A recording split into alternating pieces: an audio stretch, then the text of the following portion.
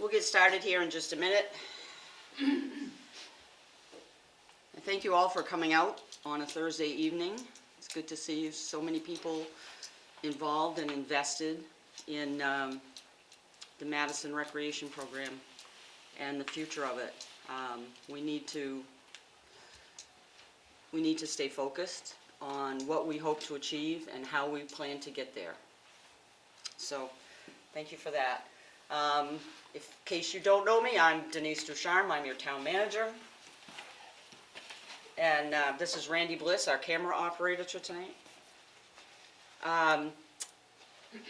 Danny Morshed is the outgoing rec director, who has taken a different position outside of the town and is currently contracted with the town to work for us for 20 hours a week as much as possible. I just had a quick notion. Would be good to start on and get them. Maybe we could go around the room and just identify ourselves and who we are. I think that's a great idea. Yeah, just because I don't know some of you and. Well, I've got the list now. Yeah, you do. Yeah. Yes, Jason, you want to start? Jason Furbush, a member of the rec committee. Thank you. Whitney Davis, I'm also a member of the rec committee. Kimberly Pike. Mike Pike, I'm on the board of selectmen, or select board. Bonnie Moore.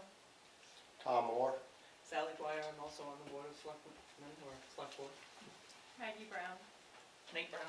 Bevan Trahan. Amanda Trigan. Justin Kitchen. Danny Morshed. Danny. Ted Brown, I work at the high school, a longtime coach in the community. Joey, member of the rec board. All right, thank you very much. So some of the concerns that we have are, we have spring sports coming up soon, right? So we're still in the middle of winter sports, or is it already done? We're on the tail end of it right now. Okay. And, probably on the second week of March it'll be completely wrapped up with basketball. Cheerleading and wrestling goes until the end of March. Okay, Can I ask a question on that? absolutely. Is that not high school and junior high sports? Nope. So the it's different per sport, but our rec usually, give or take, goes up to 6th grade. From 6th grade to 8th grade, that goes to the middle school program. They take it from there, and then high school is underneath the athletic director. Good. So they're all separate. Okay. Any other questions about the rec program itself? Oh, I got a ton of questions. Okay, good. Good, good. Start firing them off? Go ahead. Okay. First off, let me give you a little bit of my background. I'm originally from Middle Tennessee, spent 25 years there. I live in Madison, have been there now over 20. I dealt with thousands of volunteers with Middle Tennessee Council Boy Scouts, Southeast region also. I've trained thousands of leaders. I've helped thousands of kids.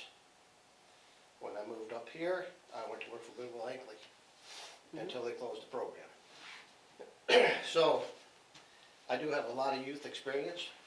I run Sumner County DARE program, and that was how I got my recommendations to work at Goodwill Hinckley. Okay.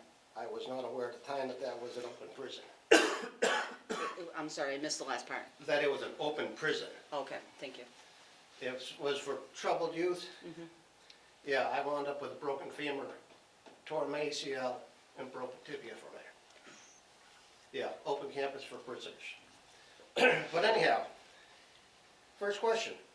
How many youths are actually in the town of Madison? That, I think we had in the comprehensive plan was, I think it was about 225 that were below the age of 18. I'm not sure if that's, I'm sorry, below the age of 13. 13. Around 225. Okay, and that number drops every year. It has been. Because from what I've heard from the school board and hearing the meetings and everything, our cost per pupil is through the roof because we don't have the numbers and they keep dropping. All right, who ran the program before there was an appointed position? Before Danny Morshed took the position as rec director, it was run by the Recreation Committee. And there was a chair of that committee, and that's Joe Hayden is the chair of that committee. And it was managed by a group of commissioners, so people that got paid a stipend to run certain parts of the program, like the football, or the cheering, or the soccer, or the basketball. Okay, so they were also paid off the town budget, Yes, okay. All right, is there a permanent office for such a title? For I'm that so- is position? there a what? Is there an office for that position? A central phone system, so the person doesn't have to use their own personal phone? And they don't use their personal phone, they have a cell phone that's supplied by the town. There is an office at the high school. Correct. That they use. And they are always welcome to come into the town office, if they need to come to the town office to meet people. Well, I thought there was a little feather ruffling between the school and the town, as far as the different budgets and stuff. So how does the school feel about freeing up one of their offices for such thing? They volunteered it. Yeah. So prior to my position here, there was some differences between town and the school department, I guess you could say, where the money was going. Since I had taken over, one of my big goals was to work with the school department to make sure we're on the same page. One of the first things we did was we created an MOU, Memorandum of Understanding, between the town and the school department about facilities, office space, programming that we would provide those students of the school, and in exchange, being able to utilize the spaces. We don't have our own rec center. Okay, because that's gonna lead me up to another question here in a little bit. So, what are the qualifications for a director? The qualifications for the director, I think, I would go back to the job description that was created by the, town Madison, the Recreation Committee, and was approved by the Select Board. So it's professional and administrative work in planning, organizing, directing, evaluating municipal parks and recreation for residents of all ages. That's pretty much to capture. And then it goes into the essential duties and responsibilities, plans developed, supervises a wide variety of recreation and leisure activities, works with the Recreation Committee, the Select Board, Town Manager to develop a strategic plan, implements the plan, evaluates needs, activities, facilities, making recommendations for improvement, coordinates town programs, promote interest in town-sponsored programs, delivers presentations to various boards and committee, community groups as requested, attends community and public meetings, responsible for advising the town manager and the HR director on staffing needs, whether that's permanent or seasonal, works with the HR director to develop policies and procedures and training protocols that meet the DOL, Department of Labor standards, instructs subordinates, fosters collaborative relationships with the school department, works with the finance department to plan budgets and oversee the control of the budgets, and maintains an inventory, writes grants, creates monthly reports, attends monthly department head meetings, reports to the Recreation Committee and the town manager, plans and performs operations and independently complete tasks and timetables, establishes timetables, and performs other duties as necessary. Okay, so you got that corporate lingo in there right away. Any other duty is We all have it in all of our job Oh, I understand. descriptions. I fully understand. Trust me, I've run printing companies and other businesses before, I fully understand that. But you didn't say what the qualifications were, you said what the duties were. Oh, I'm sorry. Is there The some sort of degree or anything? The minimum qualifications, a bachelor's degree is preferred but not required. The equivalent of combination of education, training, and experience could substitute for a bachelor's degree. Valid Maine's driver's license, access to their own vehicle, Must be able to obtain CPR, AED, and first aid certification. Knowledge of town government as well as federal, state, and local laws pertaining to recreational programs.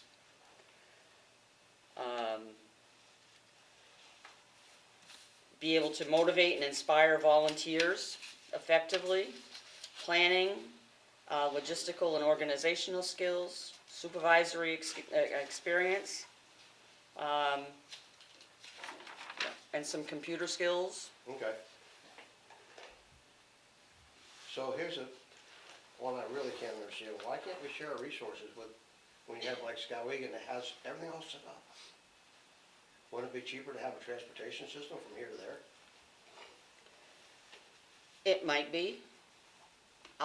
That was not the desire of the town when they put forth the opportunity to have a full-time rec program here. It was, I think there's a lot to do with identity and maintaining the identity. And Skowhegan in particular may be a rival community. I didn't go to school here, but my kids did, and every time we went up against Skowhegan, it was like significant rivalry. So I think it would be, Well, I'm just saying, as It's- general, there's enough small communities around us, there are. and a central location for some, I can't understand why not. There again, when I lived in Nashville, Tennessee, we were underneath Davidson County. Davidson County encompassed something like 75 square miles. And how many little towns and boroughs were in there were all encompassed within Davidson County. Including the sheriff's department, they had their own police department, everything. But everything went through the county. But in Maine, the county does not oversee the municipal I government. fully understand. So those rivalries, Mhm. and I understand, no problem. My son went to a school where there was 200 kids, elementary school. He went to junior high school, middle school, Mhm. 400 kids. They bust his butt all the way across the city, 35 miles, to get the numbers right. Where's the sense of community that was there then? It all went. It all becomes the city itself, okay, no problem. But I'm just looking at the number of resources that are available, taxes, fire departments, everything in general. We can't keep on dependent on having communities of three or 4,000 people, 250 kids, and try to keep the same services that they offer down in Waterville or something like that. We just can't do it. We don't have the resources, we don't have the businesses here. Go ahead, I'm sorry. As a parent with kids in this program, and I have coached and I have volunteered my time with the recreation program, you are not going to see parents that can get their kids from Madison, Maine to Skowhegan or Waterville for any type of recreational programs. I am transporting kids who live on Park Street to go to the elementary school for basketball practice because their parents won't bring them. So So it's the type of community we live in. So it's it's gonna be the town's responsibility to pay for a parent and, not taking care of the kids. Not being participant with their kids. Well, I mean, they're signing their kids up because it's right down the road. Right, but they can't, But Get to they're their not gonna time. sign those kids up if they have to go to Skowhegan. okay. I think some of They're these just not. parents are actually working parents too, Yeah. because now we have two parents working. It's no different from 20 years ago. No, but I would say. I transfer, I coach the high school basketball team. There is, out of 5 nights a week, I transport a high school kid at least 3 nights a week. Either to or from practice. Now, here's one thing I gotta Yeah. ask, because I did the same thing. Yep. One of my Boy Scout troops, because I was scoutmaster, 2 different troops. Tennessee School for the Blind. I had 14 boys that were visually impaired. 3 they couldn't see night or day. In order for me to transport them, just one in my vehicle, do you know what my insurance was a year? Roughly $2,000 a year. To haul one kid a mile. Do you have that coverage? Nope. Be warned. Yeah. Well, and one thing I would just say, you know, we do have a lot of kids who don't have a lot of things to do and don't have a lot of parental supervision. But if we can get them into a program like this, even if the parents aren't participatory, and it would be nice if we could get more parental participation. I mean, I've seen that wane dramatically from when my kids were old enough to be in rec. But is it fair to penalize the kids because the parents decide to sit home and do whatever on the computer or on their phone? Well, I'm You know not what I'm saying saying? that the rec department, it's nothing with the rec department. I understand the rec department, okay? The town I grew up in, Litchfield, Connecticut, nice little town, 10,000 people. You had the North Main Street, old money.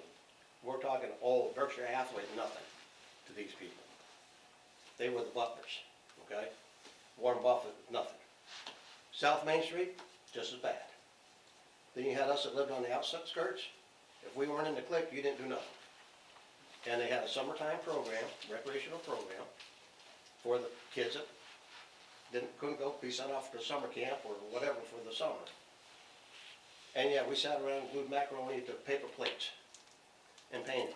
Because if you want to go play baseball, or play basketball, or play tennis, if you weren't in those cliques, you weren't gonna play. I think that's why we support a recreation program for the recreation director, so that we have someone who oversees the program and knows that all kids are getting a fair and equal opportunity to participate. And we have coaches that are gracious enough to transport kids that can't make that to their, back in the late 70s, I first started coaching baseball. I used to travel to Starks and bring in 2 boys to baseball practice every day and to games every day, every time we had a game.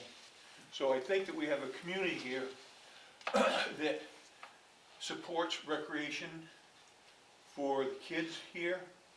We feel it's important. It's a place for them to go, okay? Learn some good values, have something to do, keep them out of trouble, okay? And as far as transporting them to Skowhegan, I don't think you're gonna save any money transporting kids down to Skowhegan. Plus, there's gonna be a participation fee to play in Skowhegan, okay? And even more so when you go to Waterville. No, I'm just throwing this question out. These Yeah. are the questions I have. Because I see we have beautiful rec fields down here, Yep. right? Who maintains them? The rec The department. rec department. Who maintains them? Under, We have somebody that works 30 hours a week that maintains those underneath the rec department. That mows them. Correct. Okay. Mows, mulches, rakes, whatever needs to be done. So when you're not running your summer program, or whatever summer program, because basically the ball fields are just used for baseball, correct? We have football fields, baseball fields, softball fields. Those are used by the community whenever they would like to. We don't charge any rental for it.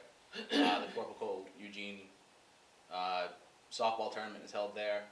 We are trying to grow the usage of it more, because prior to that, it wasn't being utilized to its full potential. So that was the main goal. Recently, 2 years ago, we just added football lights on the football field, and allowed us to have practices later, games for the kids, give them different experience. We were able to get soccer down there. So those fields have been utilized way more in the past 2 years than in a long time. Junior high's now using the softball fields. Yeah. the So junior they high. don't have fields up to the schools themselves? They, The junior high does not have a softball field, so they use the rec fields on Preble Ave. Okay, because where I went to school at, we use the same fields. For soccer, for football, we use the same fields. Yeah, and the fields down here are for Cal Ripken 12 and under, where the fields at the junior high and high school are different size fields, different base paths, different, so that you can't play Little League or Cal Ripken on the major fields. So does Cal Ripken pay rent for the fields? Cal Ripken is a league that we join, and then they have their own set of rules to that. So it's not governing body. I don't know what I want to say for it, but it's just its own league that the Madison Recreation joins, and then they tell us exactly what size and dimensions our field needs to be. So in between when baseball is not going on down there on the baseball field, what's it being used for? You talking about the baseball field, what's the Baseball field, what, I have never been down in there, Okay. other than hearing on posts on Facebook that someone drove over and tore them up. Yep, in the fall, we utilize, football field, we utilize the baseball, we have our, flag football team and maybe some of the younger groups go down there. One of the biggest, difficulties has been scheduling, because even though we may look like we have a lot of facilities, scheduling, I mean, at times we have 6 teams, and just one gender, all the way up through, and we need to find the right time for them to go and utilize, spaces. Gym space is always difficult to work with, but anyway, those fields, in the fall, we have a multi-purpose field that's used for practice, football field that's used for practice, we utilize the baseball outfields, for practices. Wintertime, obviously, is, not utilized for sports, but people go hiking out there still, snowshoeing, we have a cross-country trail system. Springtime, that's usually difficult just because of, what spring throws at us as far as rain goes and what the field conditions are. For the most part, they're in very, very good condition with the exception of 2. But all of those, the second that they're able to get outside, those fields are pretty much booked right out. So much that sometimes the baseball teams, softball teams might need to utilize a football field or the multi-purpose field as well. So then, are the schools using the fields then? The rec fields? Yeah. The junior high, is it just, I think it's just 7th and 8th. Just Just 7th and 8th. The softball team utilizes one of those fields. Okay. So I think, Tom, one of the things that may help you understand better is, this is not Tennessee, it's not Connecticut, it's a different environment, it's a different community, and you can't always take the same principles that are applied in other areas and apply them to the rural Maine areas. I understand, Okay, okay, I'm just not using, that's places I've lived, okay. as far as I've been places, and stuck around and whatnot, and seen different programs, talked to different people. It's like one of the courses I went to down in, North Carolina. It was a climbing course. We had people that came up from Florida. Do you know what the tallest thing was in their whole camp? Was the climbing tower.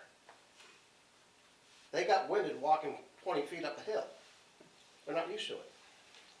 And talking to different people, and I've talked to people from all over the country. I'm just throwing thoughts and ideas out there. I mean, No, this is, the purpose of this is to have communication. right. And to have a again, these are conversation. questions I've had, and that's why I'm asking them. I mean, Yeah. I'm not trying to put a program down. Okay. I just want in my mind to justify, and I'm gonna throw this out real quick, how my house doubled from what I paid for it. And this is all part of it. I paid $50,000 for my trailer, and it's valued over 100 now. That has less to do with the recreation program It's than, still money going out. let me finish. Go ahead. And has much more to do with the fact that the property values that have been, the properties that have been sold for extreme exorbitant amounts in some places. And the overall view of the town from the state's perspective is that the properties are undervalued. So it's our responsibility as the town to get those values up to where they're supposed to be. And one of the things that's gonna be on the budget again this year is the revaluation cost that needs to come, because the town has not been revalued since 1998. So your $50,000 to $100,000, mine went from 100,000 to 200,000. So it's hitting everybody. It's not just the recreation program that's causing it. The state will not allow us to maintain a valuation that's below a certain amount, because if we do, then we lose our homestead exemption values, we lose our veterans exemptions, we lose, there's other things, main revenue sharing percentages. So that's part of the reason that the taxes went up. Even though the mill rate went down, the taxes went up because the valuations had to go up a certain amount. Okay, I do understand Well, if I can ask, I'm just asking a question, that's all. Someone Yep. else, let someone else. Trevin? Isn't that throughout the whole state? It's not just Madison? It's not the just whole- Madison, the it's whole all, state. it's the whole state. In Right. fact, I think Skowhegan was even in worse condition than Madison. Right, that's what, it kind of just makes sense. The state needs to reevaluate. It's not Madison that our taxes are going It's up, it's not. the rec department. It's the whole state of Maine is just undervalued. No, it's just that, okay, if I spend $100 a week for groceries, and groceries keep going up, that $100 doesn't buy as much. I understand that. But I have to find somewhere to keep the same amount of food coming to the house. So, I'm just asking the questions, that's all I'm asking. These are the Well, questions some I of have. them are pertinent to this discussion with the rec program and the future of the rec program. Right. Some of them are not. Some of them are more appropriate to be asked at the budget committee. So let me go back to to Danny. Yeah, the only thing I want to add to that is, one of the goals that I had when I was here with the Recreation Department, and hopefully will continue to be, is to bring in revenue to help offset the cost that the rec department has. So, we don't have a whole lot of revenue systems right now, but bringing something down the road of like a after-school program where that can bring in some money to help reduce the taxpayer contribution. Right. Those are all goals of it, and I've looked at it a bunch of different ways, and the bottom line, as far as if you want to bring revenue in, is you have to spend a little bit of money in order to make a little bit of money. In my honest opinion, we just haven't gotten to the point where we had needed to spend that little bit of money. That was just, we were right on the verge of that right there. What did the booth do last year? The For booth? Football season, yeah. Rough number. Rough number, probably like $4,000. That's pretty good. Can I share a couple of anecdotes? Please do. So, a couple of things. I work at the school, I'm the school resource officer for Madison. I've been in the position now, this is my second year. And I've had some conversations with different folks that work at the school. I had an interesting conversation just before vacation with the school counselor. And he lives in Brunswick, he commutes up here a couple of times a week to work in the school. And he said of all the places he's worked, he's never seen a community offer as little opportunity for the kids as Madison. And as a longtime Madison resident and somebody who's raised 2 children here, that kind of hits you hard. And, working with kids every day, you think, gosh, seems so little for these kids to do. So isn't the little bit of stuff that we're doing as a rec department, isn't it worth it, if nothing more than for that, to give these kids something constructive to do that they wouldn't otherwise have an opportunity to do? And keep them off the street. Keep them up. Well, and so the other anecdote I wanted to share, and Danny and I have talked about this, and we both kind of jokingly share credit for it. This past summer, we had a dramatic decrease in the number of juvenile-related offenses in the town of Madison. I don't have hard numbers. This is anecdotal. This is what I've witnessed working in town. Danny and I have had this conversation too. The sheriff has made note of it. I don't want to take credit as the school resource officer for that. I know Danny doesn't want to take sole credit as the rec director for that decrease in juvenile offenses. But we seem to be moving in the right direction. And I just hate to see us lose that momentum that we've gained. So, just a couple of reasons that I'm in favor of continuing, with the full-time rec department. Teddy? Actually, I just want to be. All right, Danny first and then Teddy. No, because I just want to make sure I address one other thing that you had. It was a question you had about the question or statement about the decrease in the population. One of the big things that we're also trying to do by bringing in a recreation program, and we polled the town as far as what do they want to see Madison have, and one of them being a full-time recreation program. Yeah. Trying to attract younger families into the community, more taxpayers in the community, help reduce the taxes overall for everybody. And then on the other side, just within our sports, we've gotten compliments quite a bit as far as how we run our programs and how well we do it, giving fair opportunity for all the kids, that a lot of other towns wanted to start bringing their kids to our programs rather than the neighboring areas. So, didn't mean to steal this while I was there. No, you didn't, and actually I can kind of piggyback what I have to say. About a decade ago, this is more school-related attended I was asked to attend a meeting with some school board members and some community members. At that time, because, you know, there was rumors about the mill, and it was still running, but, you know, but enrollment was decreasing some, and so, you know, they start looking at, well, where can we cut, right? That's always, you know, cut is always the first word you hear, right? It's never what can we say, what can we do to maintain, it's where can we cut. So myself and the wrestling coach, we went to this meeting and we talked about it, and they wanted to hear what the wrestling program brought to the school and the town and whatever, and we told them, and they, you know, seemed, I don't know, if not impressed, at least happy that they, you know, they didn't realize what the wrestling program was all about, per se, some of them. But I spoke to what Danny was talking about. I said, you know, and at that time enrollments were starting to drop. People were leaving. I've seen a lot of people, kids that I coached and helped teach at the school, leave. My own kids, none of them live around here anymore because of economics more than anything. So I said, well, you know, we got to look at the bigger picture here. Let's put wrestling aside for a minute. What do we want our community to look like? Because with all this, you know, school districts have broken up, and some are independent, and some are here, and some are there.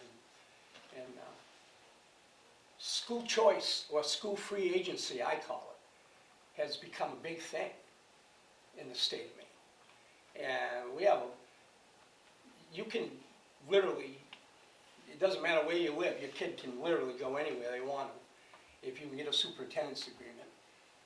And usually all you got to do is, if they deny it, you go to the state and get it. It's really not a hard process at all. And now there's a number of reasons why people may want to do that, for, you know, whatever, educational needs, you know, there's a lot more to it than just athletics or anything like that. But, you know, but what I said to the gentleman in the room, and one or two of them, one of them was my former head football coach, and he taught for years, and so he understood where I was coming from with this. And I says, you know, what do we want our community to look like? Because this is free agency, and people don't just come to Madison High School or Skowhegan or live in Skowhegan or Waterville anymore because that's the thing you do, because that's what your great-grandfather did. I mean, everybody in here that, you know, right, your family all lived within a 30 to 40 mile radius of you know, Grand Central, you know, where your great-grandparents lived, you know. Everybody just kind of, you know, worked at all the little shops and all the little stores and in the mills. So, but with that, what I had heard, you know, in prior years leading up to that moment was, well, you know, people are asking questions like, okay, so the mill up in Bangor, Brewer closes, right? Well, okay, there's job openings at the time here in Madison, or maybe between Madison and Jay. Well, what do you offer? What do you offer? And one of the big questions was, what do you offer kids? Yeah. Well, we got a hockey program, you know, we got everything they got, but look, you know, we got hockey, and we got an indoor facility, and, you know, you go up the road to Dover Foxcroft, it's like a small college town, you know, and good for them, you know, they've been blessed with that, you know. But we have, you know, and a lot of these towns haven't, and, you know, if you don't offer things for children, then I apologize if this sounds a little over the top, but you're looking at a gated community. And the vibe you're putting out there is, well, you know, 50 and above, come on in, and, you know, and I don't know, I don't know what you do with your kids.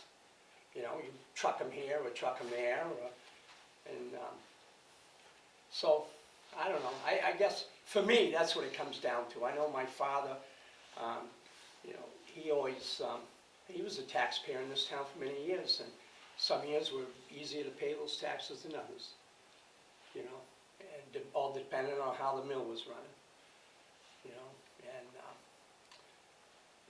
but he always wanted his, not just, yes, he wanted his kids to have good opportunities, but he always also wanted his grandkids to have the same good opportunities that me and my sister had growing up here, you know, if at all possible.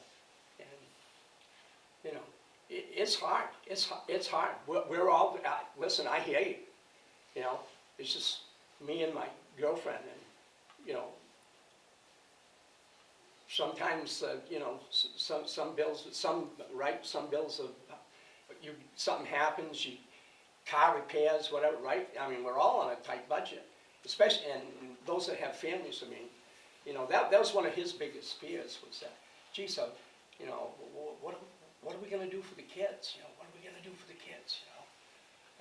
He was at peace with everything else in life, but he was worried about his grandkids, you know, and what kind of life they were gonna have, and I don't know, you know, I just think towns come and towns go, but, you know, who's to say that 50 years from now, if we stay on this track, you know, and just keep digging, just keep plugging away, and now we finally got a full-time rec director. We never had one for years, that I know of. It was, I mean, I guess there might have been a central person, but it was never like a true, like, Skowhegan rec director, or Waterville rec director, or anything like that. If I'm mistaken, Joe, maybe, you know. In 1982, I was actually hired as the first recreation director for the town of Madison, Okay. part-time. Prior to that, we had a group of fathers that Right. that did Right. junior league football, And which I coached. played under. And me Another too. group of fathers or Right. or parents, I shouldn't say fathers, because it wasn't just fathers, Right. that did Little League Baseball. There was no soccer at the time, there was no basketball, was started by the head boys basketball coach, actually my senior year in high school.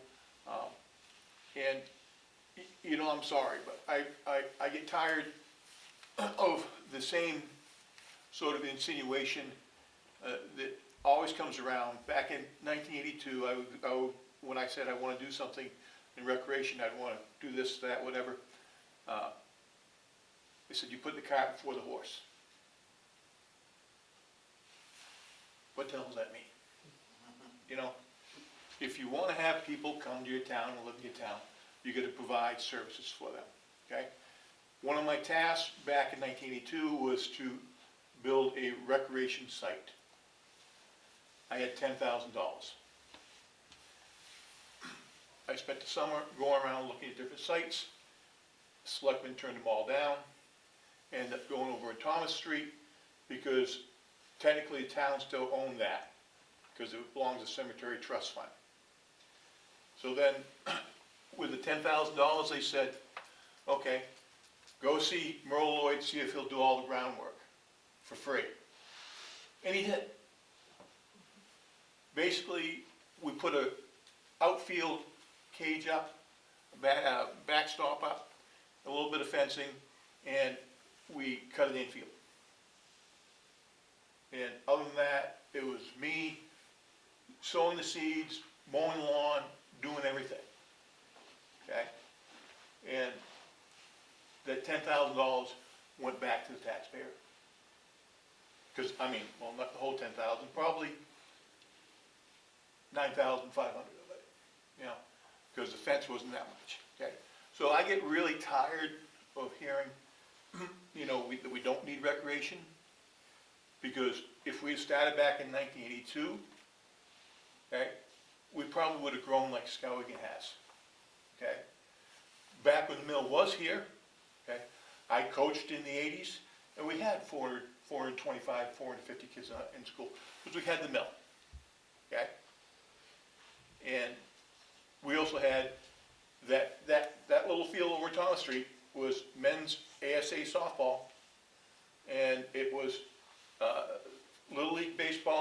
softball, not softball, excuse me, Little League Baseball, and it was Junior League Football, okay? That little tiny field over there, okay? Then, when, basically, yeah, I can't remember exactly, we couldn't, and the skating rink was always over there also, okay? So basically, then, at some point, for some reason, something happened, and with Paul Fortin got on board, and he managed to get us the Prebleavable fields. Much of that, a majority of that was donated, some done by the Army Corps of Engineers, and then, the town took over maintenance on it, the Recreation Department. We've grown extremely slowly. We have not kept anywhere near pace of Skowhegan and Waterville, okay?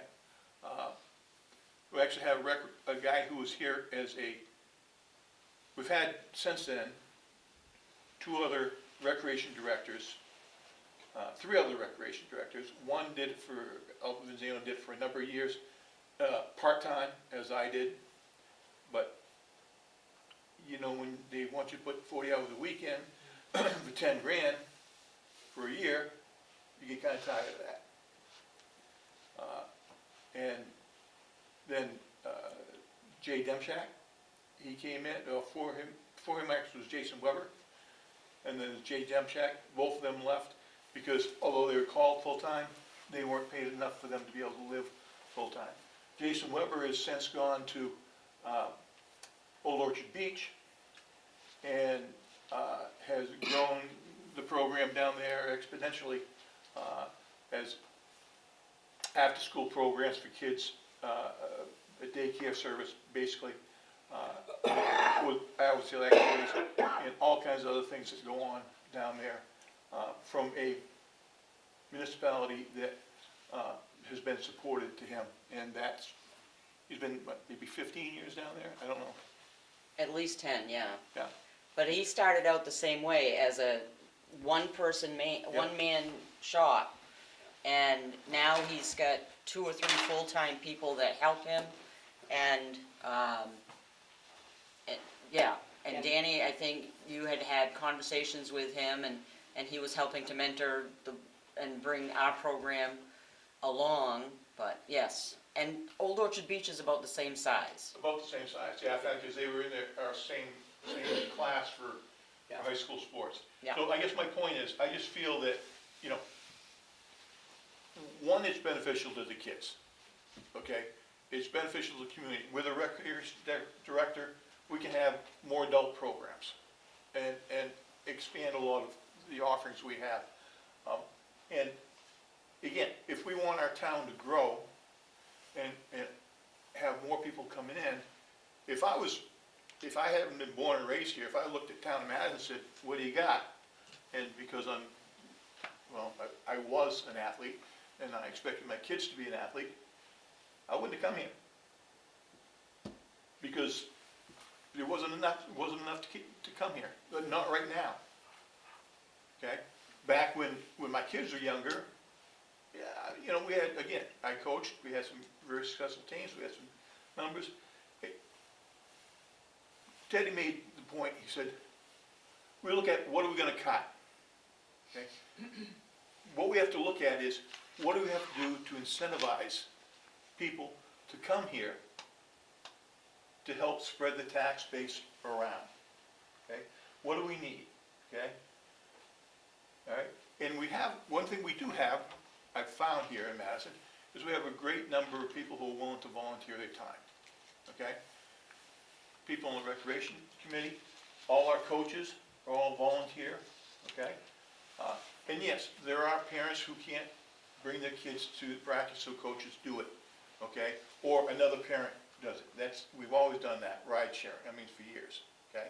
So I want to look at what we can do to bring Madison up, okay? Because, to be quite honest with you, I'm tired of going to church and seeing that other people there, only people there with white hair like me. Well, Easy now. Well, you don't have one here, but I Well, mean, and to add to what Joe said, you know, with Jason, you know, so what happened there was he needed a full-time job. His wife was already working in the area. They ended up having 2 kids, wonderful, wonderful family.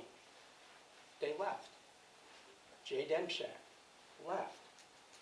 I could go on and on, but I mean, we could make an all-star team of guys.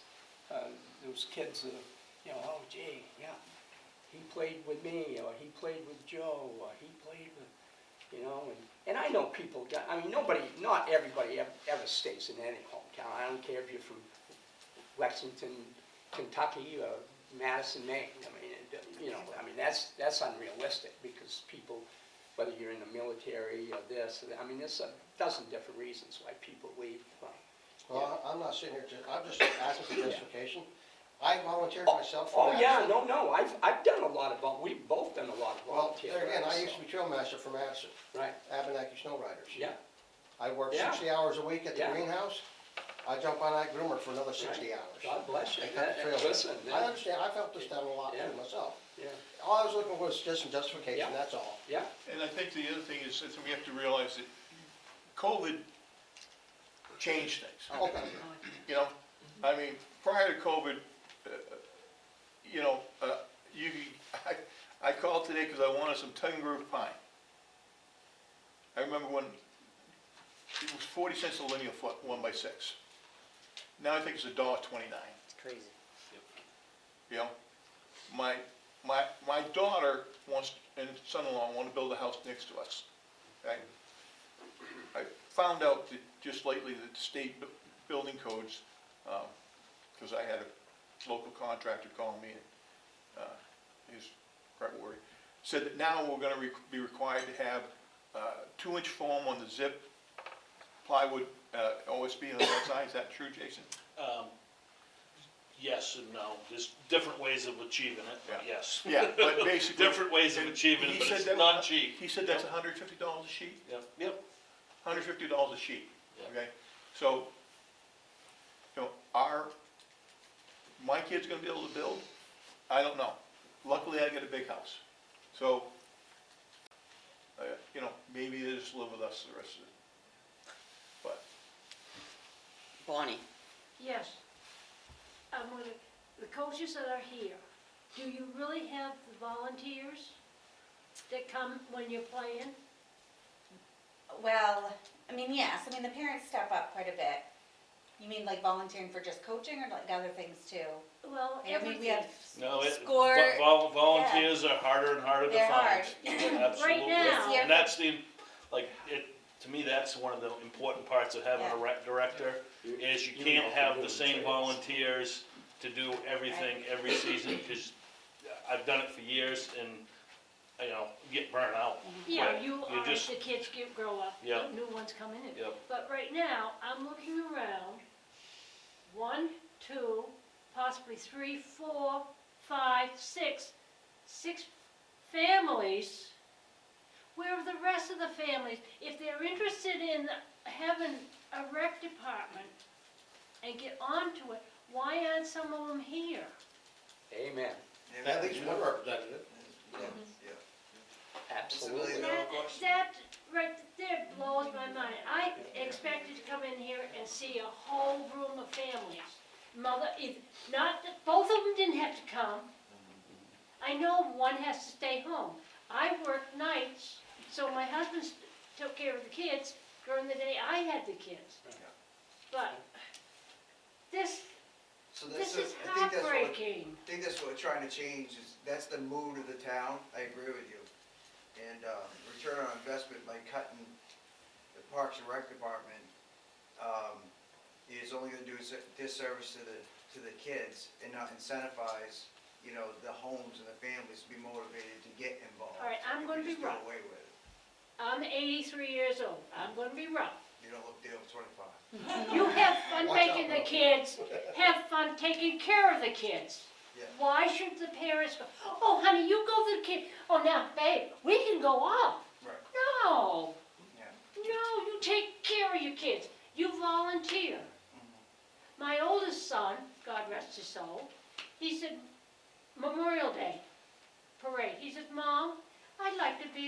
Scout.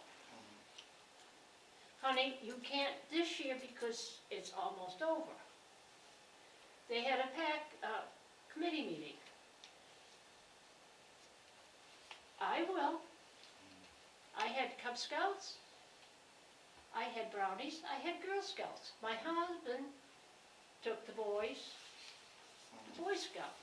But this, I'm disappointed. It is a shame, you're right, It is. it is, And we have all these new families coming in. yes ma'am, yeah. I mean, I hear that, but you saying that shows me that even in your time, you were the one who volunteered for Right. everything. Well, Just because like we didn't have they- all this. But I know, Yeah. but I'm Alice just didn't saying, give it. there, you also had a need of you needing to be the volunteer Yes. for the Cub Scouts, for the Brownies, for the Girl Scouts. We have those needs, we have parents who try.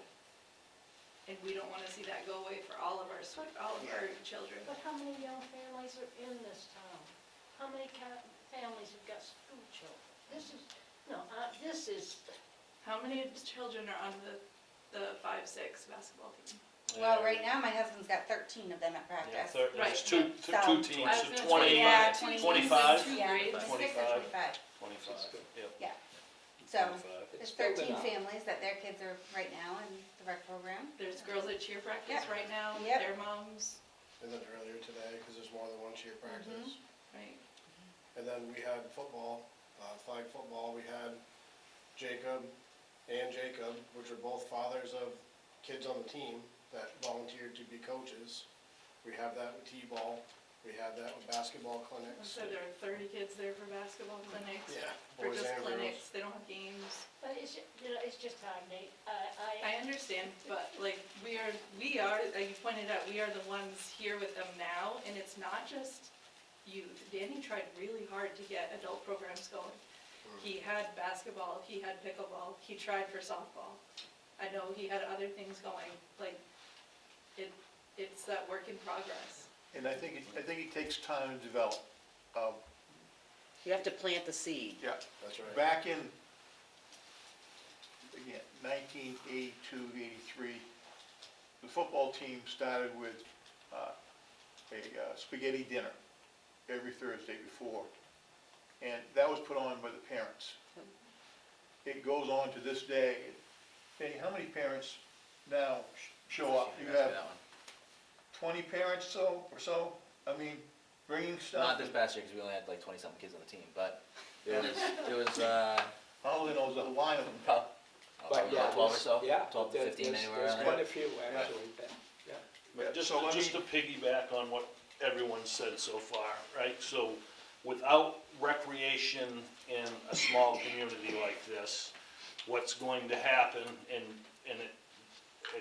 because there's so much offered out there right now that costs this, is you lose children out of your town to go play on this AAU team, this travel baseball team, right? It starts to deplete the community feel, right?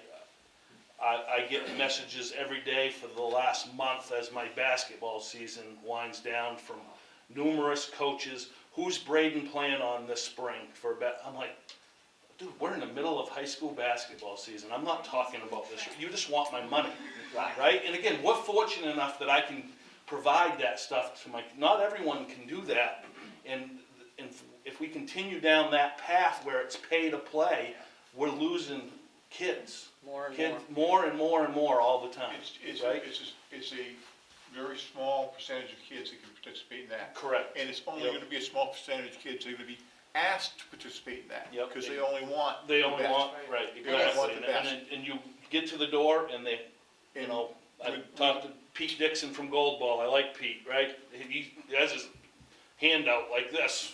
It's like, Pete, can you let us get through the door before we pay you? I mean, But having a Yeah. recreation program and a recreation director that oversees it, okay, we're trying to give everybody a Everyone. fair opportunity Absolutely. to play, fair and equal opportunity to Yep. play, learn and develop, because not all kids develop at the same rate, right, okay? absolutely. And not all kids come Hey, from families that Some, are fortunate. some of you may know a young man by the name of Bobby Wilder.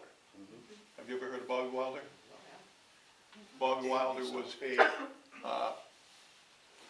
short, stout little fella when he was in Little League Baseball, but had a decent arm. As he grew up, he kind of extended out, grew taller, ended up getting a full scholarship to UMaine as a quarterback. Actually, we won a state championship with him as our quarterback here. He went on to coach at UMaine for years as offense to the rank, get to the level of offensive coordinator, first assistant offensive coordinator.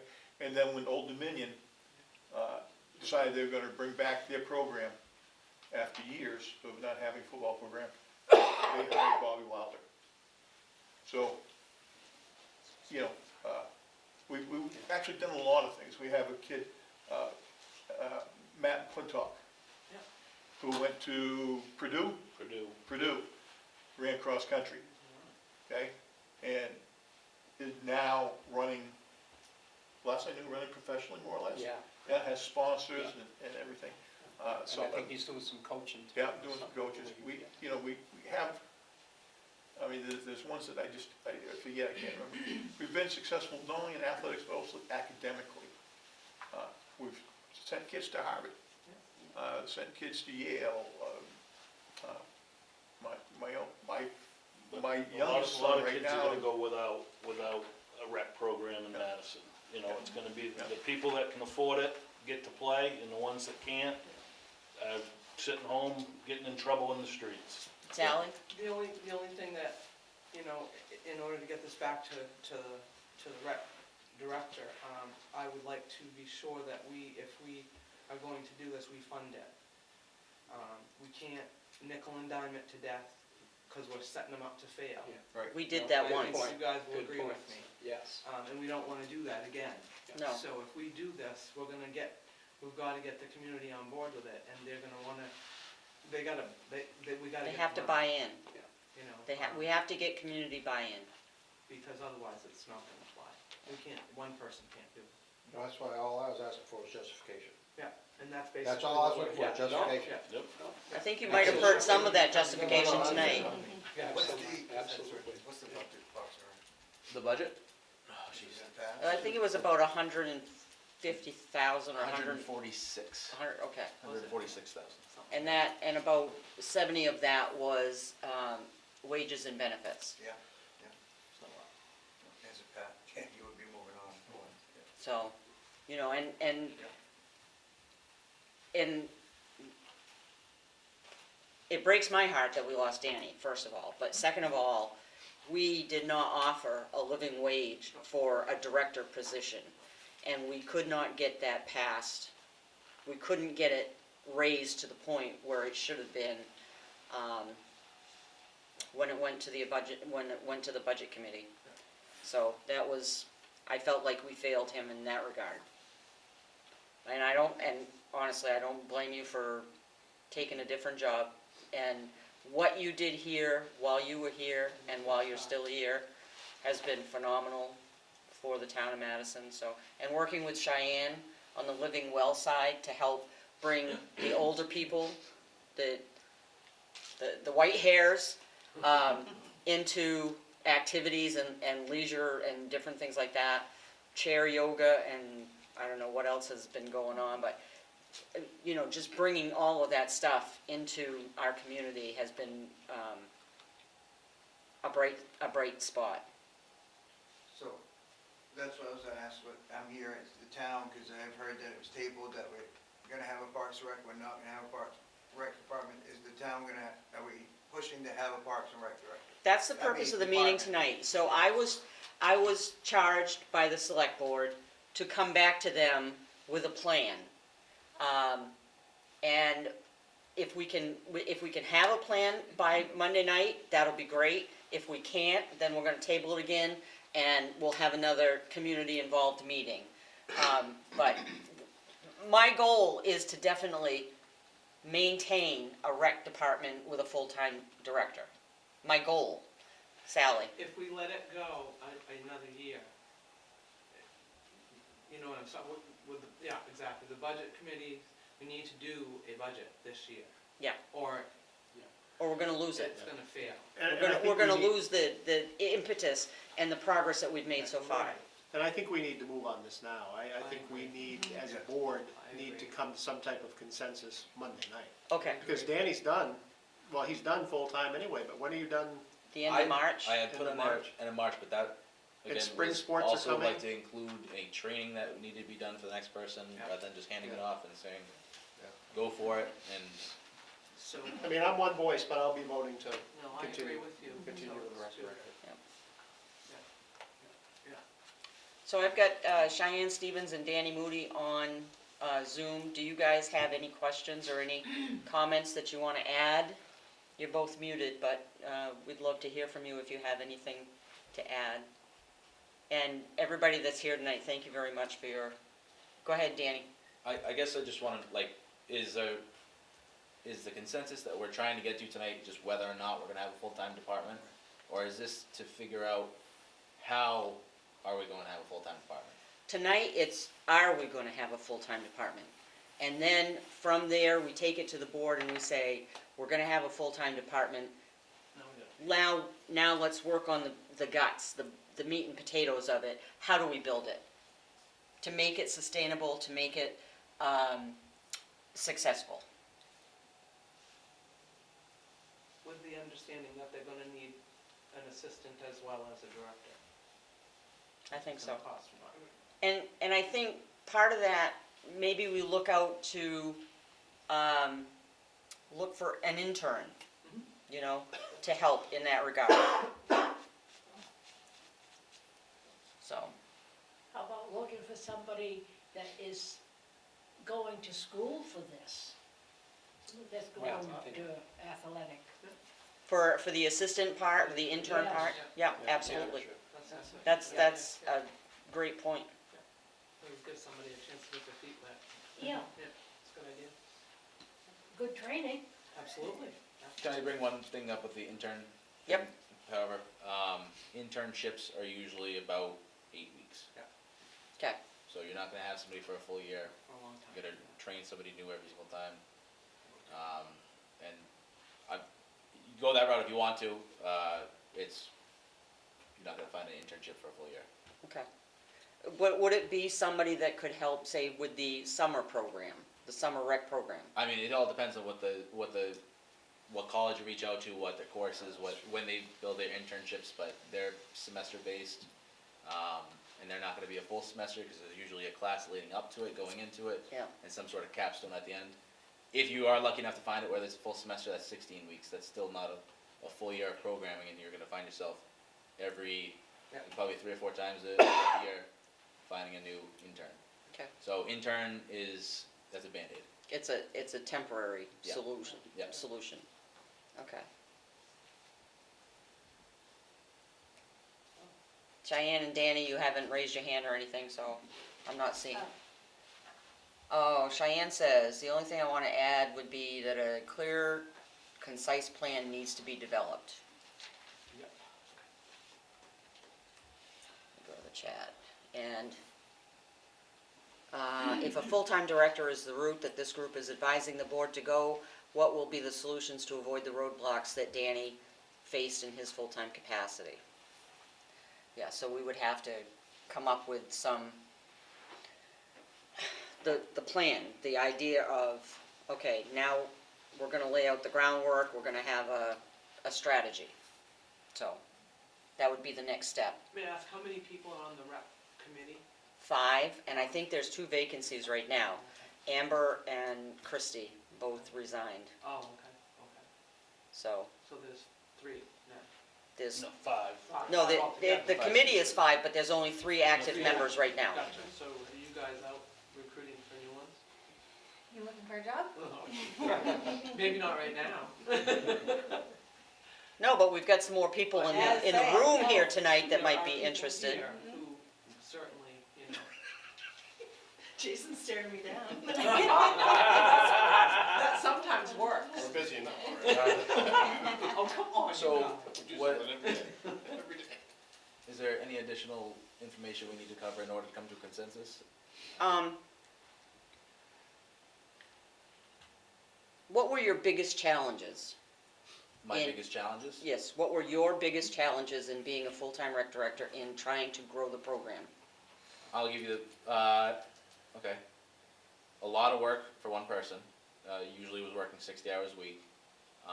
There was zero boundaries. I would get phone calls up at 9 o'clock at night. And again, when you have two kids, that's tough to do. And no vision of what Madison wants long-term. If you want to have, and this is what this meeting is, and I hope at some point we can just finally narrow it down, but whatever you decide to do, and I think this needs to be on a comprehensive plan, you need to have, 10 years from now, what does Madison look like? Is Yes. it a gated community? Is it, are we trying to bring in tourists, or what are we trying to do? And I've asked that question a lot, and I just never really got an answer. So, those are the hard things. So it's Okay. tough to steer a ship when you don't know where you're going. Yep. Understood. So that would be one of the first things that we have to decide is, and we are doing a comprehensive plan review right now, and recreation and resources is gonna be one of those categories. So that's gonna be a big part of coming up with that vision of where we wanna be in 10 years. And this is a bit rhetorical, but because you want this year's football season, youth football, softball, whatever, has to do with what in 10 years?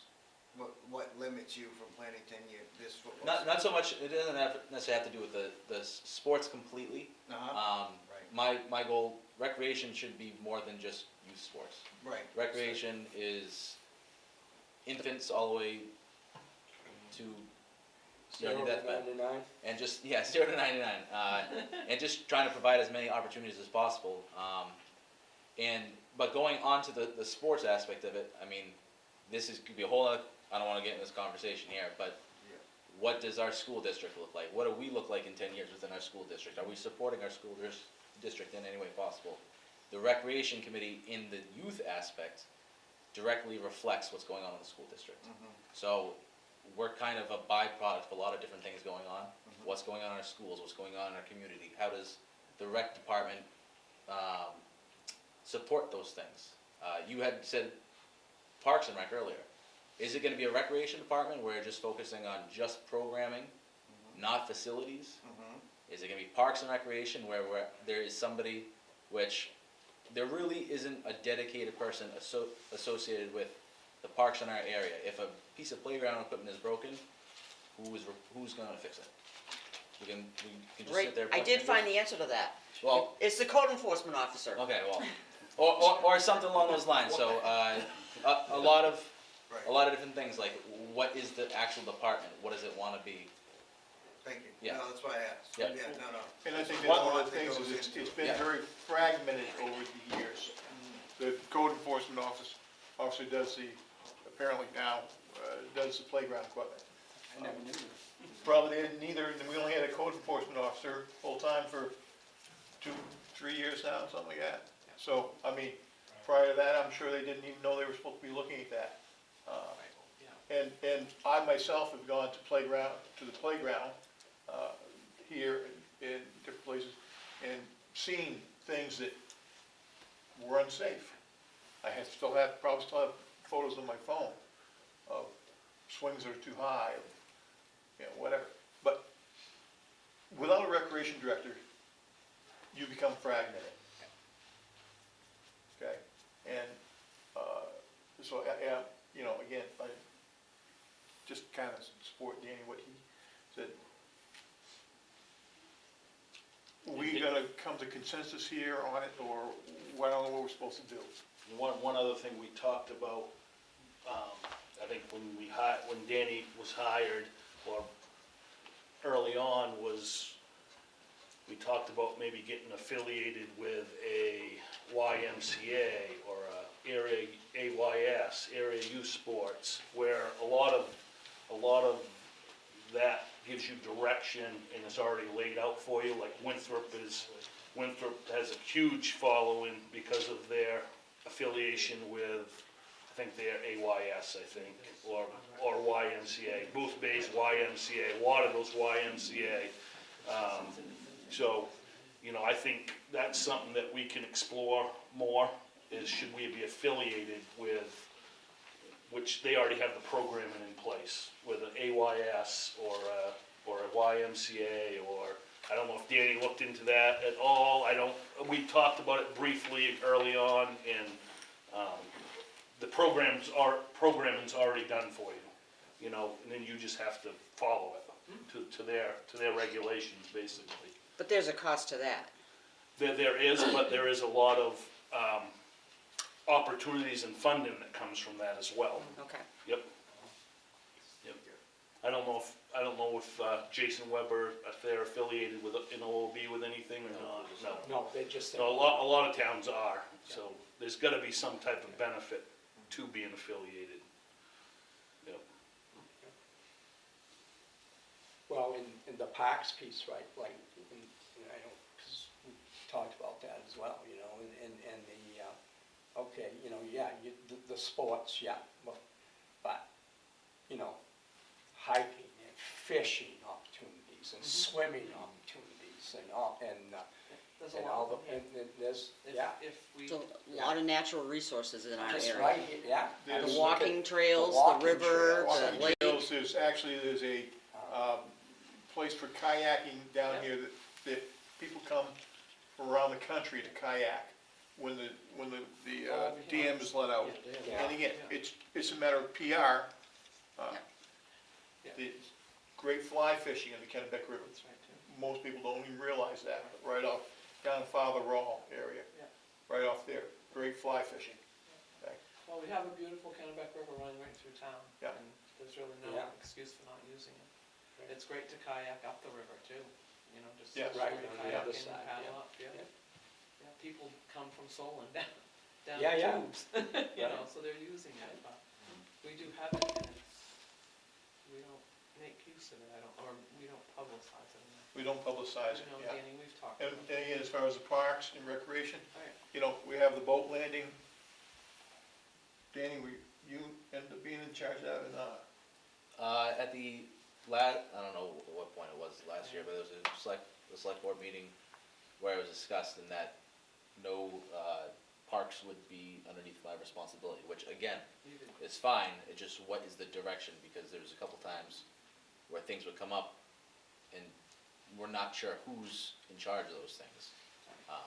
And then on top of that one, the last little piece, do we want the parks that we have to look nice and to, like, what is the vision of we want the town to look like? Our basketball courts, they don't fall underneath anybody's supervision right now. And they're pretty beat up, we have a fence that's hanging over it. It's right in the middle of town, right next to the town office. Do we wanna fix that up? Who's gonna be in charge of that? Are we gonna utilize Thomas Field? Thomas Field is probably the same that you left it in 1982. And Pretty much. are we The just kids gonna? played flag football there, my kids did. Yeah. A couple upgrades, but, are we going to put any more work into it, or is it gonna stay that field with, a rusted fence at this point? And just, it's just a vision. If the rec department has nothing to do with that, that's fine. It just, that decision needs to be made and then just follow through with that going forward. Yeah. I don't know if it came from you, or it came from somebody, I emailed it, that you can get, there's a company that will bring up kayaks and canoes and will set up a station Yep. at your boat landing and rent it out, and basically it's income for you, and you have no investment in it, Norwalk has one of those. you Yeah, know? I was gonna say, it's an orange So, one. I mean, Yeah, I don't know, they've got a I don't know if beautiful it's great Yeah, right down income, there by the, but again, we didn't do Yusuf- anything with it as a rec committee, and Danny didn't as a rec director, because he's not, Who's in charge of that area? who's in charge of that area, Yeah. so. Well, if you look at Norwalk, that is a really prime example of what could be done down here, Yes, you know, yeah. cause that's, They have a beautiful, yeah. that beautiful park area right by the river. Yeah, you could do it. Yeah. Usula Yeah, Park. it's their boat landing. And there are walking trails that go right out, here that was built by the,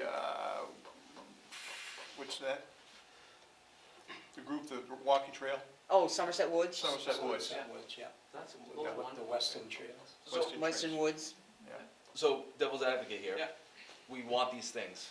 Are we willing to put money to those things, because that's what the bottom line is. That's the we can want all these things and come up with a bunch of great ideas, but do we want it as a town? I'm not gonna, my opinion doesn't matter on this one, I'm a taxpayer, but I've said my piece about it. Does the town want to invest in that, to make those things happen? That's the bottom I line. think your opinion matters a great deal. Devin? I think those two positions should be separated, because there's a lot. I mean, Danny didn't have enough time to do what he needed to do for The his two position. positions being, Parks and rec Yeah. need to be separated. I mean, we don't have the budget to support 5 employees, from what it sounds. not yet. Right, so you'd have to have 2 for rec and then 3 for parks. That doesn't make sense, so let's just focus on rec. I think And that, then later down the road, look at parks. one idea I always kind of bat around is a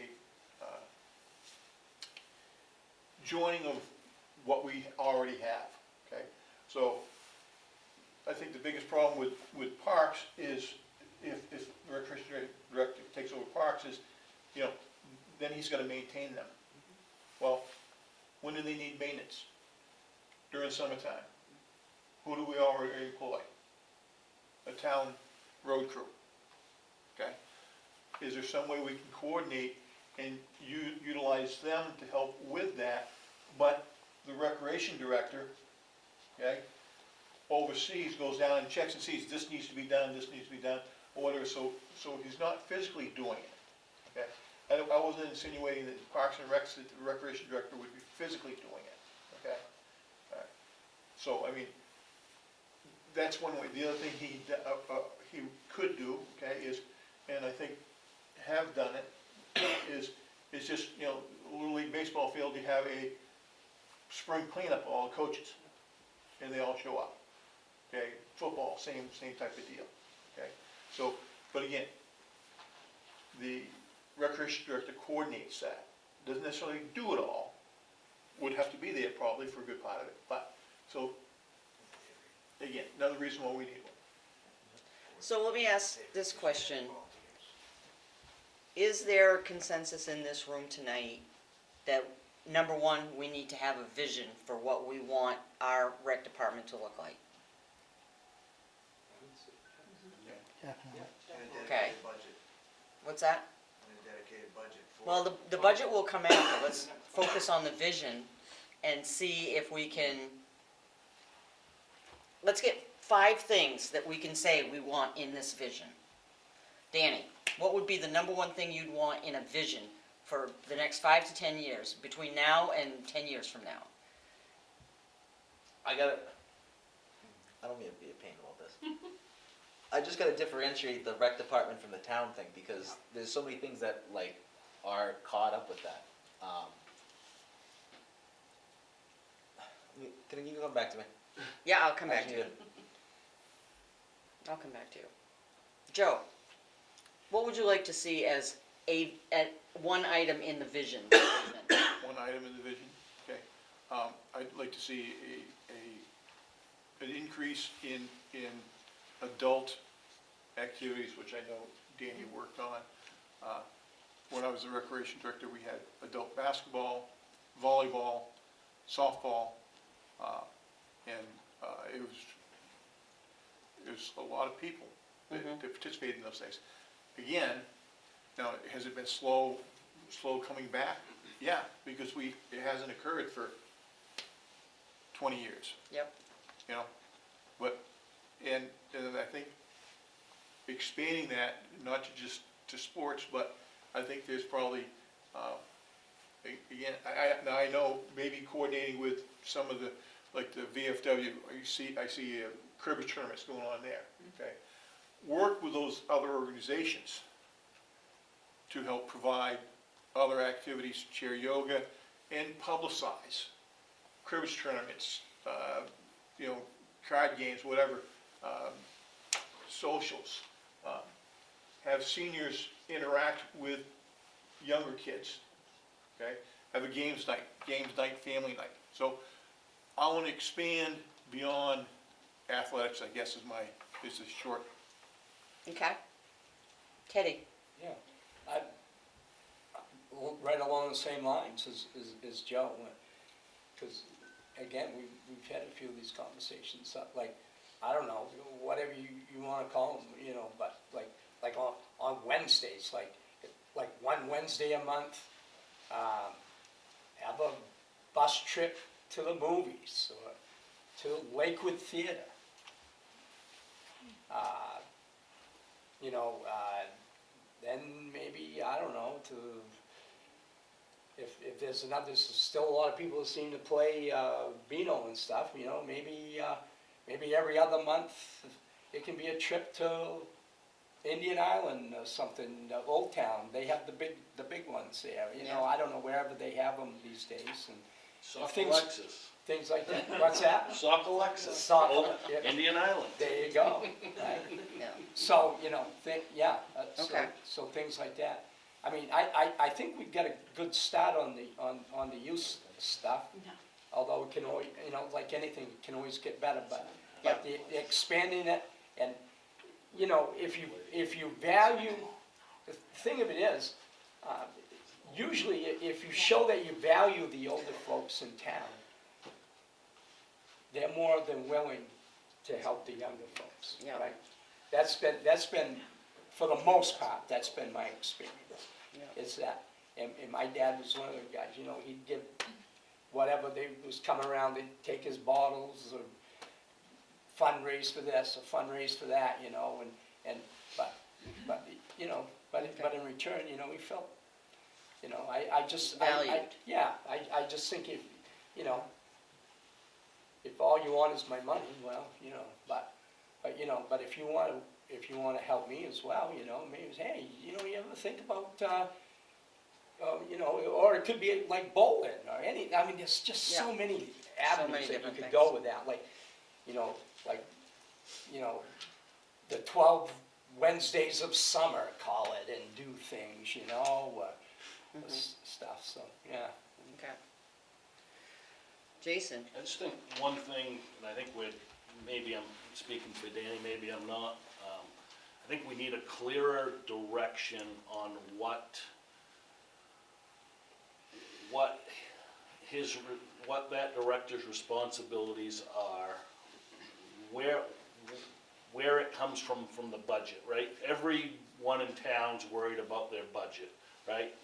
The road commission is worried, well, what's he actually cover, right? What's the code enforcement, right? What's part of his budget? I don't, like, there's been, like, okay, these fields are mowed by this department, these fields are mowed by this department. We're not sure who takes care of the playground.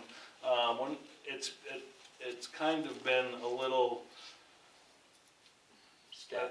yeah, I think we just need more precise direction for whoever else comes in, and to make their job easier, and they can make a bigger impact sooner because of it, I All think. right. Sally? I agree with Jason in that it needs to be delineated who's doing what, and it needs to be clear and concise. If highway's taking care of the nuts and bolts of things, then that's what it should be. The rec director and whoever's working with them it needs to be clear what their goals are, what their job is. And we need, again, I'll say it again, we need to pay them. And I would tell everyone in this room that when it comes time to budget committee, I know last year there was some resistance. So you need to talk to people and let people know that this may be coming up in this budget cycle. Yes? Yes. And we need the support of this rec department. If we're going to have a functioning, real rec department. Amanda, what are your thoughts? I think everything else is wonderful too. I think one thing that would really benefit the town and the recreation department was something Danny mentioned earlier, is an after-school program that can bring in revenue. And I think it's a good resource to have not only for the younger kids, but you can utilize a lot of your older student population to help out with that and kind of just foster a lot of those relationships. That's what Jason does down at Old Orchard. He has a lot of students and stuff doing that sort of thing. Okay. Mike? I like the other ideas that have been put forth. I guess one other thought I had is during the summertime, historically, because we have a, 10-week period of dovetailed in between one end of the school year and the next, kids kind of lose contact with the school and the community, and I'd like to see the summer rec program extended. I'd like to see it longer. Is it 2 weeks? It's 2 weeks right now. 3 It's weeks. 3 weeks. I know I should know. I helped you with that this summer. But I'd like to see it maybe last longer, maybe not be all day, but something throughout the summer for the kids, not just for that 3-week period. Question for Danny, you talked to a bunch of people now, different rec directors, what's the normal? Is it 6 weeks, 8 weeks, 3 weeks? I mean, it varies, but I mean, if you have a child care program or after-school program, you're not stopping.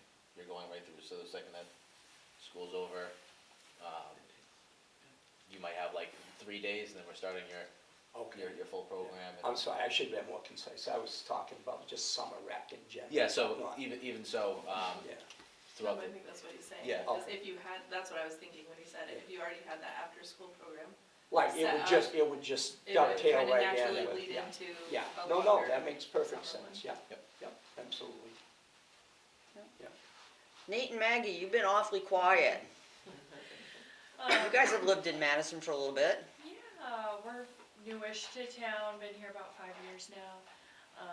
I actually was the wellness director at the Alpha Youth and Community Center.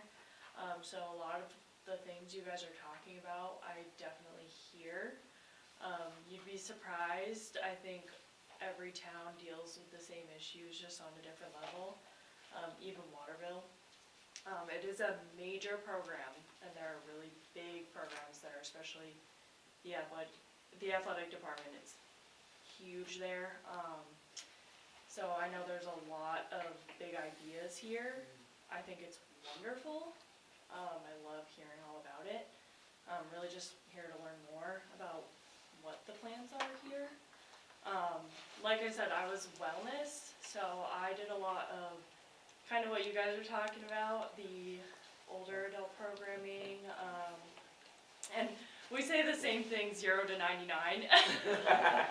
We always say, we're like, you could literally be born here and like, come in here until, maybe you're not around anymore.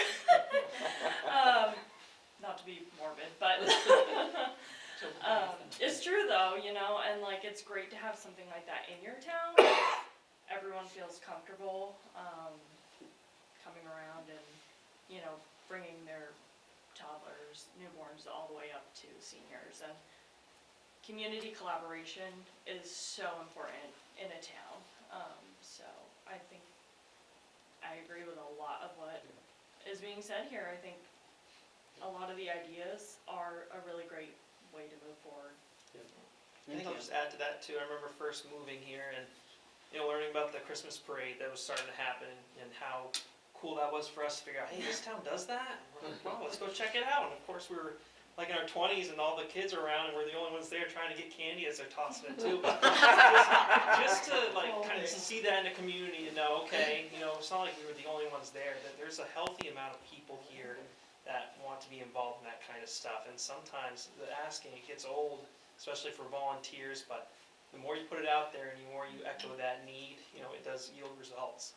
I think about the Snowmobile Club, we were helped out with that a couple times and volunteered. I know they had such a hard time getting help and getting volunteers and getting people to sign up for club memberships, but they continue to push that envelope, utilizing Facebook a lot more, getting out there digitally to where these people are seeing this, scrolling through Facebook every single day.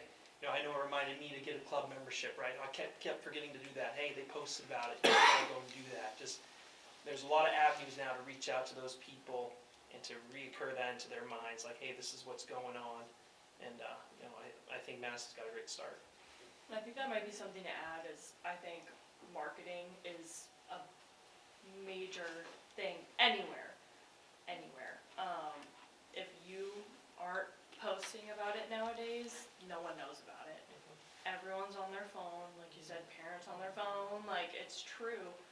as much as we don't wanna think it, it's true, parents are just scrolling on their phones, like, a lot, you know? And it's the culture now, it is, and at some point you have to sort of give into it. And I think possibly, this is kind of a sidetrack idea, but having some sort of marketing person, either a person or if someone's willing to volunteer to do that. I mean, I love taking photos. I know I would be totally down to help with something like that volunteer-wise. If there are events going on, I think it's important to get awesome nothing tells a story better than a photo. That goes for sports, any event, our beautiful river, you know, any of that stuff. I think it can really tell a story. If you do any sort of like annual appeal to the town, you know, you can put together a nice photo book or videos from the year to present to the townspeople and really get everyone involved. Thank you. Justin, any thoughts on where, I mean, you were I guess mentioning. I'm naive, I thought the town had a design program that aligned with the AD, aligned with the town, aligned with the summer recs, and something designed to pass by. I'm biased, I have grandkids coming up through for the sports programs. Yeah. As a whole, I just recently moved back to town and found out that the Parks and Rec department might go away. And, We don't want it to go away, that's why we're trying to engage the community. so, I mean, I just don't want it to go away. Okay. And if we could build it, design it from the ground up, then so be it. I think previous years' programs and some of your, all your experience since you've been in, to design a plan and try and get it funded, or redesign the plan to match the funds or the funds to the plan, as long as there's a program in place for the youth, and that's what I'm looking for. It should be a piggyback program by design, or as I envision it, for the youth going into sports, hobbies, programs. I don't care if it's checkers or hiking or whatever it may be. What's it called? Feeder, Taco the Trophy's feeder got program. The youth program that piggybacks up with the varsity teams. Usually the feeder program. Yeah, feeder programs. You know, everything's designed by community feedering through the school systems, through the you know, the zip code and the SAD, you Yeah. know, 59. So whatever that looks like, or for me, I'm just saying, my relevance here is to put my 2 cents forth on the importance of a rec department, Parks and Rec. I guess it's Thank gonna you. be one and the other, or all together. Yeah. But Thank you. I want to see it. You know, I think it's vital. We have to prioritize our youth. I don't have numbers in front of me. Statistically, when you start cutting costs, you take away the rec department, what are you gonna do with those funds? Is it redirected to some other department that saves the day within the town? It's not gonna solve any of the town's problems by by discontinuing the parks or the recs, or parks and rec. Right. It doesn't economically, my property, you know, or anything like that, it doesn't help. It only disservices the youth and the camaraderie within a town, based off what the vision is for the town. When I was coming up through, I mean, it was a big deal. You know what I mean? So for me, I'm kind of like, what do you mean it's going away? You know what I mean? It's appalling. Yeah. Frankly. If towns that start making cuts and losing departments from within the town, the towns that become ghost towns, literally.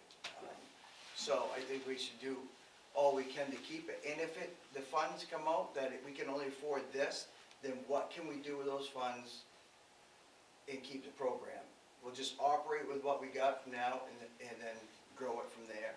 But to do away with it doesn't help the youth, doesn't help the town, doesn't help the residents within the town, and it isn't gonna attract for anybody to come into this town.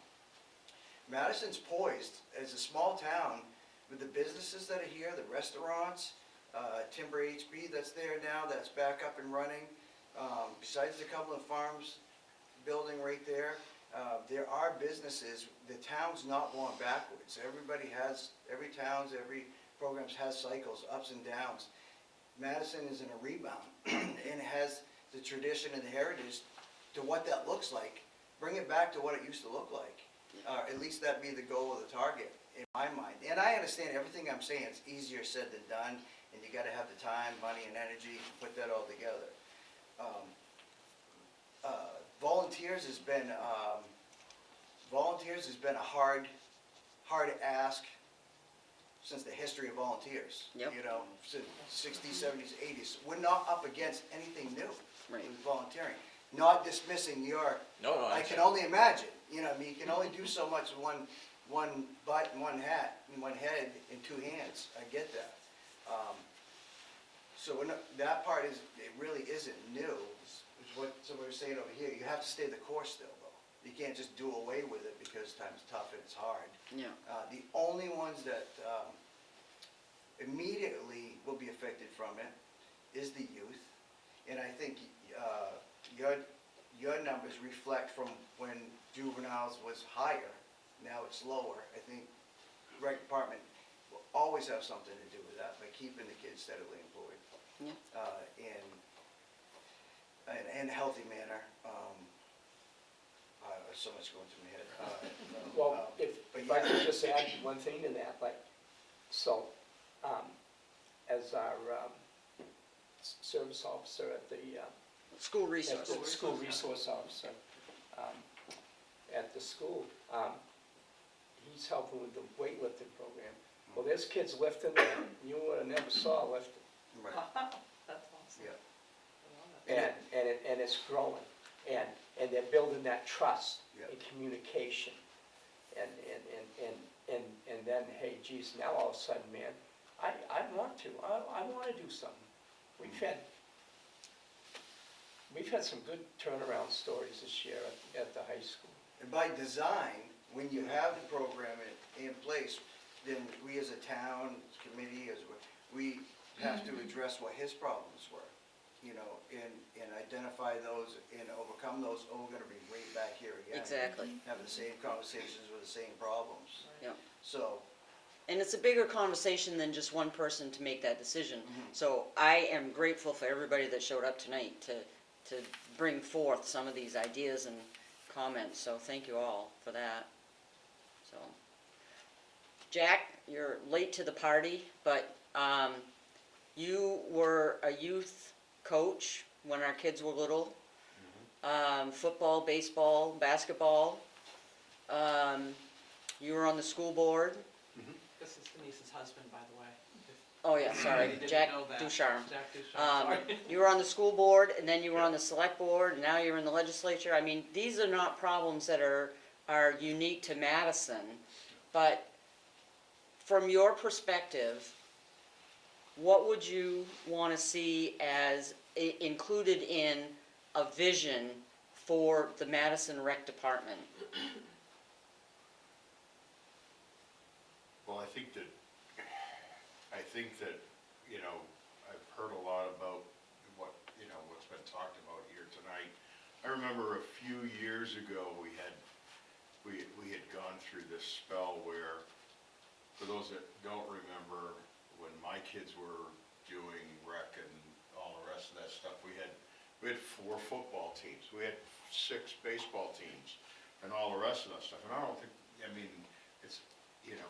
don't think we'll ever get back to that, but we had, every dad was a coach. I became a coach just because somebody had to be there, and whether you knew anything about it or not, you did it. You learned, yeah. You absolutely learned, and there was, to your point, there was a ton of volunteerism there because we understood that if our kids wanted to play ball, they needed a coach. And so we didn't, we had, Mr. V was the rec director. I think if memory serves me right, I think the rec budget at the time was about $35,000 or something like that. But, that was more than 20 years ago. but I've seen a lot of these models, and I know Danny's talked to a bunch of different people. I'll tell you, the most impressive model that I've seen is what Jason's doing in Old Orchard. I talked with Jason a few years ago about that, and it was, the timing was great because Madison had gone from being a multi-town district as a school to being a single-town district as a school, which more closely mirrored what Old Orchard is like. I talked to Jason a lot about it and how does that interaction between the school department and the rec department work. And we've got a number of things here in town that the town and the school district work together on. And I think the rec piece is just another one of those things that we have to figure out how that's gonna work together. And I think looking at that model and trying to, maybe you can't do all of what he's doing down there, but you can take the mindset that's down there and say, how are we going to fit that into what we do here? And can we afford it? You know, if we went 100%, could we afford that? Well, maybe we can't do that, but, you know, if we can only do 50% of it, well, let's start there and see what happens. Thank you. Tom or Bonnie or Kim or Whitney or anybody that I haven't called on yet, Randy? Well, one of the questions I have, since we've taped this tonight, hoping to reach a wider audience, is if someone sees this and has questions, comments, ideas, who do they contact? Townmanager@madisonmaine.com. And I'll see if John can put that on the board, or after the video. Absolutely, we want Contact. any engagement from the public, bring it on, and between Danny and I and the select board, we will share it, we will build from that. Hopefully this will reach a few more. Well, as in closing on my part, I just had these questions to ask. And volunteerism and everything. And to a point for you, Denise, my grandparents lived on West Front Street in Skowhegan. Others that lived on River Road in Skowhegan. My roots are here too. Yep. So even though I've been everywhere, my roots are still here too. Well, I So- think on Something brought you home. Your questions generated a really good discussion. It did, absolutely. Yeah, Thank you. absolutely, yeah. Thank you for coming prepared with those questions, I appreciate it. All right, so is it the consensus of this group that we want to move forward with a full-time rec director and a rec program? Yes. Yes. Then I will bring that to the select board on Monday night, and we will do what we have to do to make that happen. I cannot thank you all enough. I appreciate everything that you've shared tonight, and it's been really informational and eye-opening. And I want to leave on the note that Danny didn't fail the town of Madison. The town of Madison failed Danny. We did not give you everything you needed to be successful, and we've learned our lesson, I think. So, thank you. Thank you for everything that you did. Never mind, forget it. All right, I appreciate all the help and the community involvement. Thank you, everybody.